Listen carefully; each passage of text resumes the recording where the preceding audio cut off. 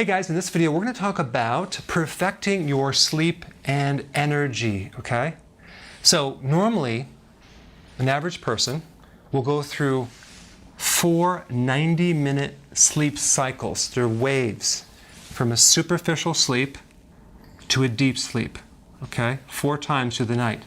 The ideal time to go to bed that aligns with your hormones would be right around 10:45 to even up to 11 o'clock at night, okay? That's the optimum time to go to sleep, just to catch that first wave. If you miss this first wave, sometimes you have to wait a period of time before you catch it so you're tired. You ever notice like when you're really tired at night and then all of a sudden you stay up and all of a sudden now you're awake? Because you missed the wave, okay? So there's little on-off switches in your brain, the back part of the brainstem, that cause you to go to sleep and then wake up. They're little hormonally controlled on-off switches that work with a little clock inside your brain as well. You have a little clock. It's called the suprachiasmatic nuclei. Not that you need to know that, but basically it's a little clock that is regulated by light and dark. So if you're in your office all day long and you don't really get outside, that can throw off your sleep cycles. Now, as far as what happens in the REM sleep is not the deep sleep. It's a superficial sleep that the wavelength is almost similar to when you're awake, but you're actually having vivid dreams that you remember, okay? The real rejuvenating sleep is when you hit the delta, okay, down here. So this is what I want to talk about. How do you achieve your full capacity of delta wave sleep? That's how you generate energy. You don't want to stimulate yourself during the day. You want to get the sleep which will naturally recharge you just like a battery so you can have energy during the day. So the delta wave sleep gives you the most restorative repair, regeneration, growth, immune system repair of any of the sleep cycles.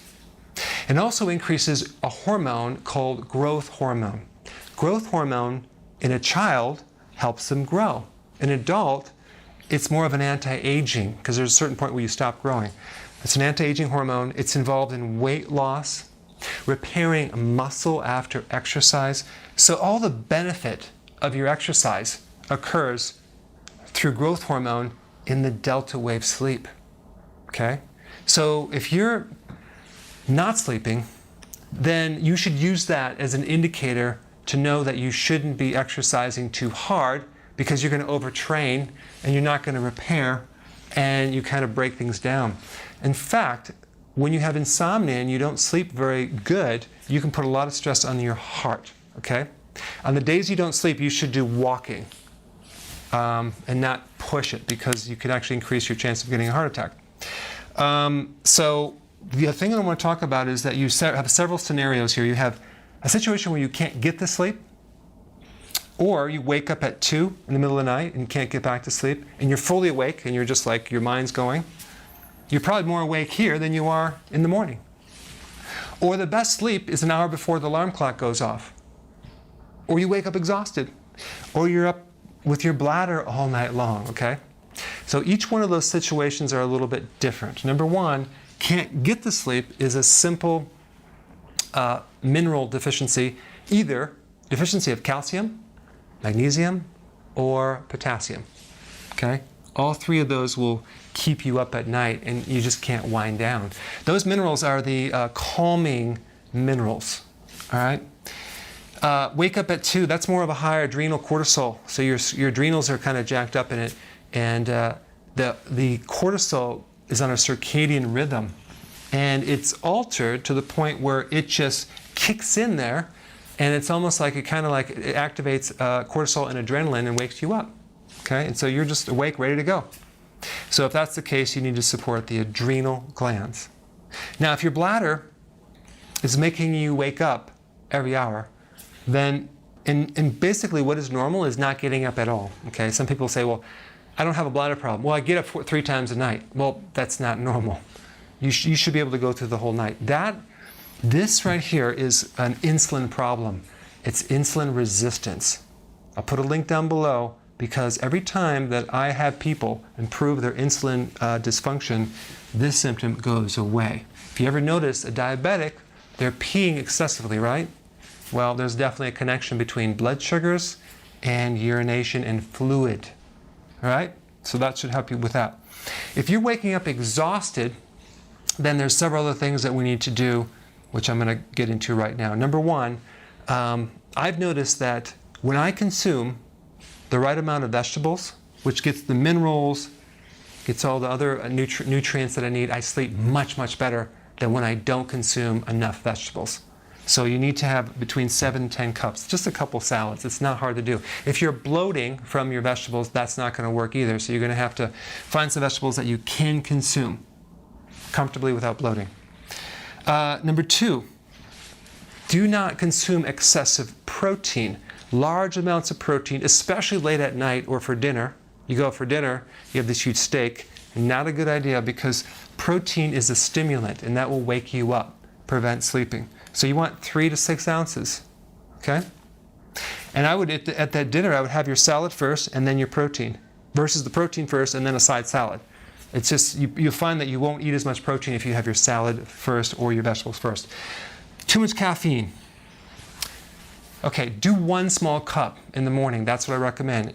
You start getting more and it does affect your sleep quality. And even tea will do that as well. So, and even chocolate with, it's not caffeine, it's another stimulant that will also keep you up if you have too much of that. Small amounts. Okay, of course, sugar-free. Snacking at night. Let's say you have dinner and then between dinner, let's say at 6 o'clock till 11, you are snacking popcorn, chips, peanuts. You just keep eating, putting things in your mouth. Well, that's going to really raise insulin. It's going to keep you from sleeping as well because you're going to feel bloated.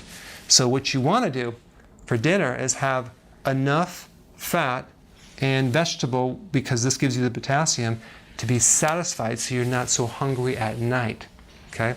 If you're new to my videos, I'll put some links down below, but most of you already know that.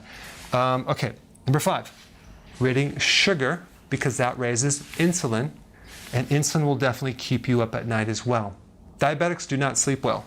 Also, insulin will deplete potassium, okay? Insulin will deplete the potassium, and then what will happen, when potassium is low, the heart rate goes higher.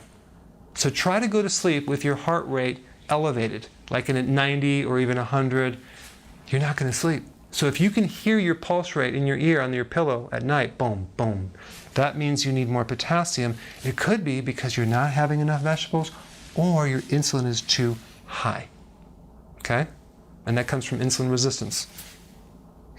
And then, so we want to keep the pulse rate low. It's really surprising. Some people have a pulse rate of like 110. Normal is 72. But ideally, you want it even lower, especially if you want to try to sleep. Overtraining. Here you are, you want to lose weight, and you start working out, you do the boot camps, and that alone could keep you from sleeping. Overtraining, getting your pulse rate too high. That's why I like interval training, where you're getting your pulse rate up for a short period of time, and you're letting it rest for a longer period of time.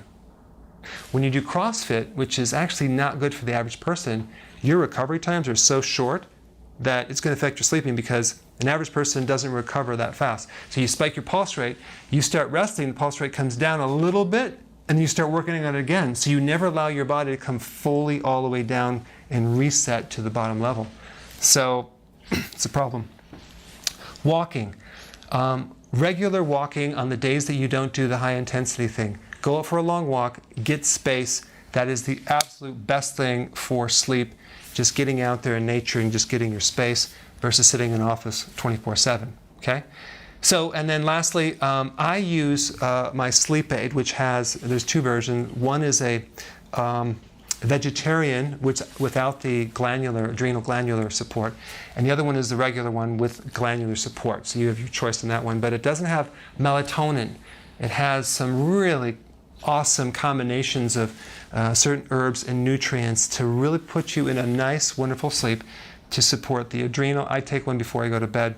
It really helps, so you might want to try that. Anyway, thank you so much for watching. Put your comments below. So if you're enjoying this content, go ahead and share it with someone that could really benefit from it.